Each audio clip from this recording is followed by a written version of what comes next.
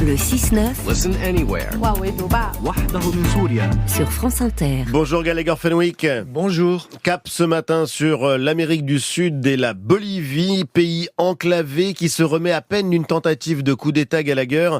Cette tentative de putsch a eu lieu mercredi dernier et assez ironiquement, elle a peut-être permis au président de consolider son pouvoir. C'est en tous les cas, Alice, ce qu'affirme celui que l'on surnomme Lucho. Luis Arce, le président bolivien, est convaincu que la rue s'est très clairement exprimée mercredi dernier. Ce jour-là, plusieurs unités militaires ont enfoncé une porte de la présidence. Leur objectif, s'introduire dans le palais et prendre le pouvoir. À leur tête, un général qui exige un remaniement. Il dit vouloir, je cite, restructurer la démocratie de son pays. Conscient du danger, le président appelle ses soutiens à se mobiliser. L'image qui suit fait le tour du monde. Devant les caméras, Luis Arce se tient face au général putschiste. Il lui ordonne de se retirer avec ses hommes. Le militaire, ainsi que des dizaines de ses complices, obtempèrent. Ils sont arrêtés dans la foulée. Une tentative de coup d'État vient d'être déjouée. Et ce putsch raté, c'est loin d'être le premier événement du genre en Bolivie.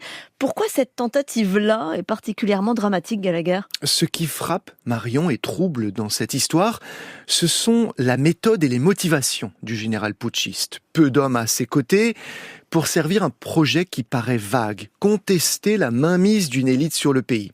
Il n'aura fallu que 3 petites heures pour mettre fin à cette aventure. Un peu plus tard, l'officier militaire placé aux arrêts affirme que c'est en réalité le président qui lui a demandé de monter cette mascarade pour augmenter sa popularité. Des allégations immédiatement démenties par le chef de l'exécutif bolivien. Difficile d'établir la vérité à ce stade. L'histoire de la Bolivie est d'ailleurs émaillée par près de 200 tentatives de coup d'État sur les 2 derniers siècles.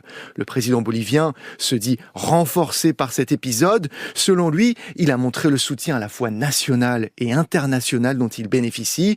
Plusieurs chancelleries ont effectivement dénoncé la tentative de coup d'État. L'Espagne, la France, mais aussi la Russie. Cet épisode aura tout de même mis en lumière une certaine impuissance du pouvoir, Gallagher. Effectivement, Marion, notamment au niveau des finances.